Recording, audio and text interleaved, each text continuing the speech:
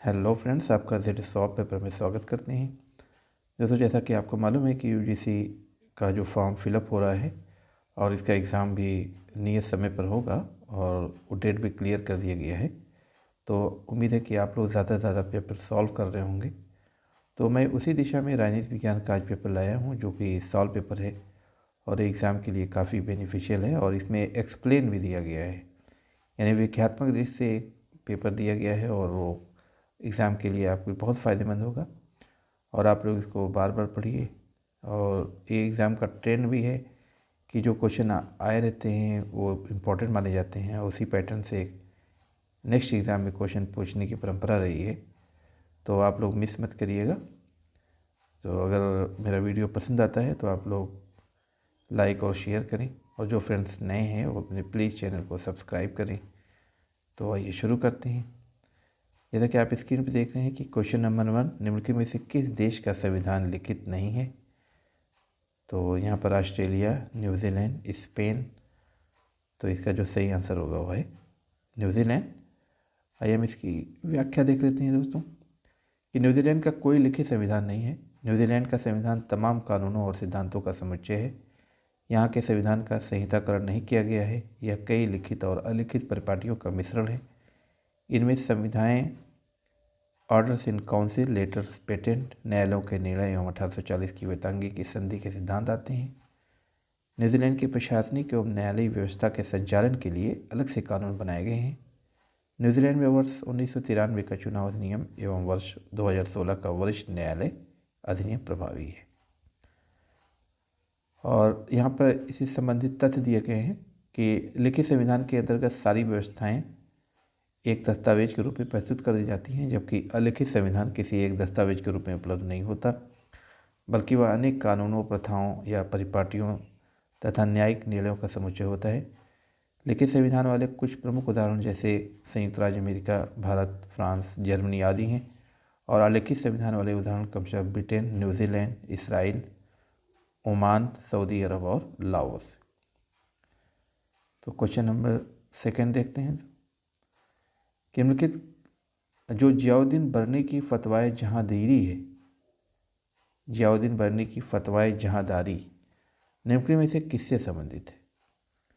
तो यहाँ 4 ऑप्शन यहाँ दिए हैं। धार्मिक पुण्य और प्रजा की कृतज्ञता अर्जित करने हेतु, मुस्लिम शासकों के लिए परामर्श, दूसरा है सभी शासकों के लिए परामर्श, तीसरा है राज्य की उत्पत्ति का वर्णन और चौथा है पंथ निरपेक्षता के नियम। तो इनमें से कौन सा सही है? तो इसमें अगर देखा जाए तो जो सही होगा वो है पहला, यानी कि धार्मिक पुण्य और प्रजा की कृतज्ञता अर्जित करने हेतु मुस्लिम शासकों के लिए परामर्श, और बाकी जो सभी शासकों के लिए परामर्श ये गलत है। राज्य की उत्पत्ति का वर्णन भी गलत है। पंथ निरपेक्षता के नियम भी गलत है। यहाँ पर हम देख सकते हैं कि इसकी व्याख्या क्या है दोस्तों, देख लेते हैं कि जियाउद्दीन बरनी द्वारा लिखित फतवाए जहांदीरी 1358 से 1359 में एक ऐसी शासन व्यवस्था की रूपरेखा प्रस्तुत की गई है जिसे बरनी आदर्श व्यवस्था मानता है। इसमें धार्मिक पुण्य और प्रजा की कृतज्ञता हासिल करने हेतु मुस्लिम शासकों के लिए कुल 24 परामर्शों, हिदायतों अथवा नसीहतों का उल्लेख है। इन हिदायतों पर चलकर शासक अपने सल्तनत को न केवल सुरक्षित और समृद्ध कर सकते हैं, बल्कि उसका विकास विस्तार भी कर सकते हैं। और इसी से संबंधित तथ्य है कि फतवाए जहांदारी में बरनी द्वारा प्रस्तुत 24 परामर्शों में कुछ प्रमुख इस प्रकार हैं। निजी सुरक्षा सुनिश्चित करना, शरीयत पर आधारित निजी व सार्वजनिक आचरण, न्याय के मार्ग पर चलना, अधिकारियों एवं विद्वानों की श्रेणियाँ, विशाल वफादार सेना का निर्माण, मूल्य नियंत्रण तथा करदाता की क्षमता अनुसार कर भार, धार्मिक एवं शासन संबंधी गतिविधियों में उपयुक्त समय लगाना, दया व दंड के समुचित अवसरों की जानकारी रखना, कानूनों का सही पालन और दूसरों से भी करवाएं, सत्ता के नैतिक आधारों के अनुकूल संतुलित व्यवहार आदि। बरनी की जो अन्य रचनाएं हैं क्रमशः तारीख़ फिरोज शाही है, हसरतनामा है और इनायतनामा इलाही, सलात कबीर, मासिर सादात एवं तारीख़ वर्मिकियान। तो इस तरीके से ये कंप्लीट यहाँ व्याख्या दिया गया दोस्तों, इसको ज़रूर पढ़िएगा। क्वेश्चन नंबर तीसरा है, किसने 1857 के विद्रोह को स्वतंत्रता का प्रथम युद्ध कहा, है ना। तो स्वतंत्रता का प्रथम युद्ध कहने वाले जो थे वो हैं वीडी सावरकर। ठीक है, तो वीडी सावरकर ने 1857 के विद्रोह को स्वतंत्रता का प्रथम युद्ध कहा। और यहाँ व्याख्या दिया हुआ है कि विनायक दामोदर सावरकर ने या वीडी सावरकर ने 1857 के विद्रोह को स्वतंत्रता का प्रथम युद्ध कहा। उन्होंने अपनी पुस्तक the Indian war of independence 1857 और में 1857 के विद्रोह को भारत की स्वतंत्रता का प्रथम संग्राम कहा। इससे संबंधित तथ्य यहाँ पर है कि 1857 के विद्रोह के बारे में टी.आर. होम्स ने कहा कि यह बर्बरता तथा सभ्यता के बीच का युद्ध था। और आर.सी. मजूमदार ने अपनी पुस्तक के सिपाही mutiny and the rebellion of 1857 में कहा कि 1857 का विद्रोह सैनिक विद्रोह से अधिक कुछ नहीं था। तो आर.सी. मजूमदार ने द सिपाही म्यूनिटी एंड द रिबेलियन ऑफ 1857 में कहा कि 1857 का विद्रोह सैनिक विद्रोह से अधिक कुछ नहीं था। ठीक है, और इसी से संबंधित है सुरेंद्र नाथ सेन ने 1857 में अपनी पुस्तक 1857 लिखी है।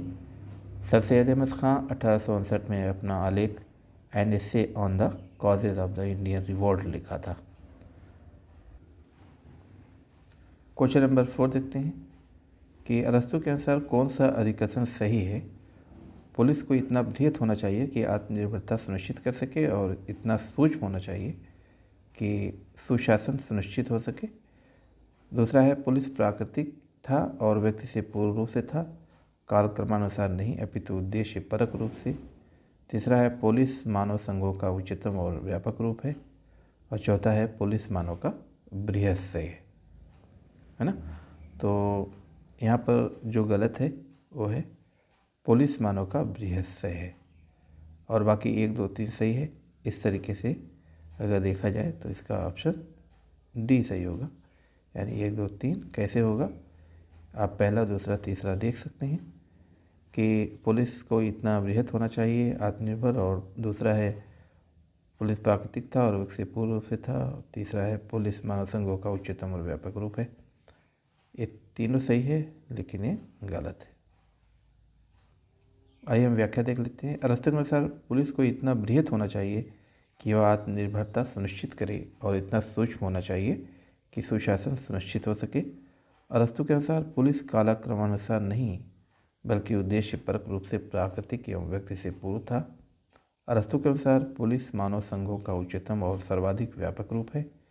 अरस्तु के अनुसार राज्य एक संपूर्ण वस्तु है, व्यक्ति उसका अंग मात्र है।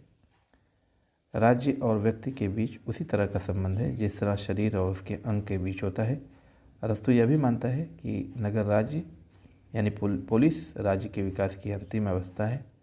और इसी से संबंधित तथ्य देख लेते हैं कि अरस्तु के अनुसार राज्य सिर्फ समुदाय ही नहीं वरन वह सर्वश्रेष्ठ और सर्वोच्च समुदाय है। वह राज्य को एक प्राकृतिक संस्था मानता है। उसके उद्गम का उद्देश्य मनुष्य की विविध आवश्यकताओं की पूर्ति करके उसका सर्वतोन्मुखी विकास करना है। उसके अनुसार मानवीय आवश्यकताओं पर आधारित मानवीय समुदाय के बढ़ते हुए घेरे की चरम परिणति राज्य है। अरस्तु के अनुसार राज्य परिवारों एवं ग्रामों का एक संघ है जिसका उद्देश्य पूर्ण एवं आत्मनिर्भर जीवन है। यह समाज का सर्वोच्च रूप है और सर्वोच्च हित इसका उद्देश्य है। क्वेश्चन नंबर नेक्स्ट देखते हैं। निम्नलिखित में से किस देश में सत्ता में सहभागिता के तंत्र के रूप में संपरिवर्तनीयता को नहीं अपनाया जाता। तो यहाँ पर जो इसका आंसर होगा जर्मनी है ना। तो इसकी हम व्याख्या देख लेते हैं कि जर्मनी में सत्ता में सहभागिता के तंत्र के रूप में संपरिवर्तनीयता को नहीं अपनाया जाता है, जबकि यह नीदरलैंड, स्विट्जरलैंड और बेल्जियम में प्रचलित है। संपरिवर्तनीयता से तात्पर्य सघन रूप से धार्मिक, निर्जातीय, नस्ली एवं क्षेत्रीय आधारों पर विभाजित समाजों में से एक स्थिर लोकतांत्रिक व्यवस्था से है जो विभिन्न सामाजिक समूहों के अभिजनों की मध्य शक्ति की साझेदारों पर आधारित होती है। इस व्यवस्था में सरकार एक विशाल गठबंधन एवं खंडयुक्त स्वायत्तता के लक्षणों से युक्त होती है। विशाल गठबंधन के जरिए सरकार बनाने से निर्णय निर्माण प्रक्रिया में सभी महत्वपूर्ण समुदायों एवं वर्गों के प्रतिनिधित्वकर्ता शामिल होते हैं। और इससे संबंधित जो तथ्य है वो है संपरिवर्तनीयता का प्रचलन 17वीं शताब्दी से है, लेकिन इसका सैद्धांतिकरण 1960 के दशक में विशेष तौर पर R.N. लिचफर्ड द्वारा किया गया। संपरिवर्तनीय लोकतंत्र का विकास प्रमुखतः यूरोप से शुरू हुआ। उक्त देशों के अतिरिक्त यह ऑस्ट्रिया में वर्ष 1945 से 1966 तक एवं चेकोस्लोवाकिया में 1989 से 1993 में प्रचलन में रही। क्वेश्चन नंबर 6 देखते हैं कि अंतर्राष्ट्रीय मुद्रा कोष यानी IMF के संबंध में निम्नलिखित में से कौन सा कथन सही है। IMF का सृजन ब्रेटन वुड्स समझौते द्वारा नहीं किया गया था। दूसरा है इसका कार्य विनिमय दर की स्थिरता को सुनिश्चित करना है। तीसरा है आलोचक IMF को नव उदारवादी वैश्वीकरण की राजनीतिक भुजा के रूप में देखते हैं। और चौथा है IMF संयुक्त राष्ट्र की विशिष्टीकृत एजेंसी नहीं है ना। तो इसका जो आंसर है इसमें से कोई भी सही से नहीं दिया गया है और एक तरीके से इसका जो आंसर होगा इनमें से कोई नहीं होगा। ठीक है, जो इस तरीके से इन्हें विकल्प दिया गया है उस तरीके से कोई सही नहीं होगा। तो यहाँ आप स्पष्ट रूप से देख सकते हैं कि प्रश्न में दिए गए सभी विकल्प गलत हैं। अंतर्राष्ट्रीय मुद्रा कोष की स्थापना विश्व बैंक के साथ ही जुलाई 1944 में ब्रेटन वुड्स की पहाड़ियों पर हुए सम्मेलन में हुई थी। अंतर्राष्ट्रीय मुद्रा कोष व्यापार के विनिमय पर लगी सभी पाबंदियों को समाप्त करके विश्व के लिए एक बहुमुखी व्यापारिक व्यवस्था की स्थापना करना था। इसके लिए विभिन्न राष्ट्रों की मुद्रा विनिमय दरों को निर्धारित करना ही इसकी सर्वोच्च प्राथमिकता थी। इसे नव उदारवादी वैश्वीकरण की राजनीतिक नहीं बल्कि आर्थिक भुजा के रूप में आलोचक देखते हैं। ठीक है, तो इससे संबंधित तथ्य देख लेते हैं कि अंतर्राष्ट्रीय मुद्रा कोष की सदस्य संख्या 190 है। उल्लेखनीय है कि अंतर्राष्ट्रीय मुद्रा कोष की सदस्यता लेने पर विश्व बैंक में सदस्यता मिलती है।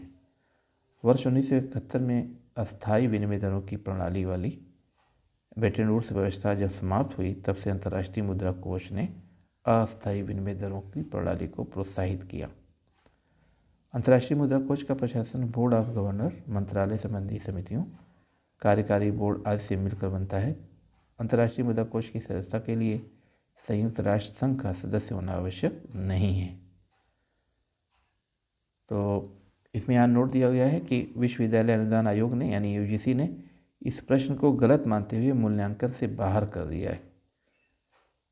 ठीक है, इससे नॉलेज आपको मिल जाएगा, जो व्याख्या है उससे फ़ायदा आप उठा सकते हैं, उसे आप लाभ ले सकते हैं। क्वेश्चन नंबर 7 देखते हैं।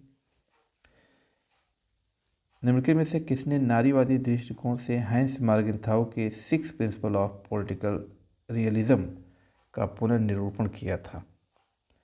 तो यहाँ पर दिया हुआ है कि जूडिथ बटलर ने, J.N. टिकनेर ने, हेलेन M. किन्सेला ने और बेट्टी फ्राइडन ने। तो इसका जो सही आंसर होगा वो है J.N. टिकलर ने, है ना, J.N. टिकलर। आइए व्याख्या देख लेते हैं कि J.N. टिकलर ने नारीवादी दृष्टिकोण से हैंस मार्गेंथाउ के 6 प्रिंसिपल ऑफ पॉलिटिकल रियलिज्म का पुनर्निरूपण किया। टिकनर का मानना है कि अंतर्राष्ट्रीय राजनीति के हर मामले में पुरुष को प्राथमिकता प्रदान की गई है और इसकी जड़ें मार्गेंथाउ के राजनीतिक यथार्थवाद के 6 सिद्धांतों में पाई जाती है। टिकनर के अनुसार मार्गेंथाउ ने अंतर्राष्ट्रीय राजनीति का वर्णन पुरुष परिप्रेक्ष्य की नींव रखने के लिए किया है। इससे संबंधित तथ्य देखते हैं कि अंतर्राष्ट्रीय राजनीति या नारीवादी परिप्रेक्ष्य मानता है कि वस्तुनिष्ठता सांस्कृतिक रूप से परिभाषित है जो पुरुषत्व से जुड़ी हुई है। इसलिए मानवीय स्वभाव के वस्तुनिष्ठ नियम पक्षपात पर आधारित हैं तथा मानवीय स्वभाव के पौरुष दृष्टिकोण पर आधारित है। नारीवादी परिप्रेक्ष्य के मुताबिक राष्ट्रीय हित एक बहुविध आयाम है तथा परिस्थितियों के मुताबिक अनिश्चित है, इसलिए इसे केवल शक्ति के रूप में परिभाषित नहीं किया जा सकता। Question number next,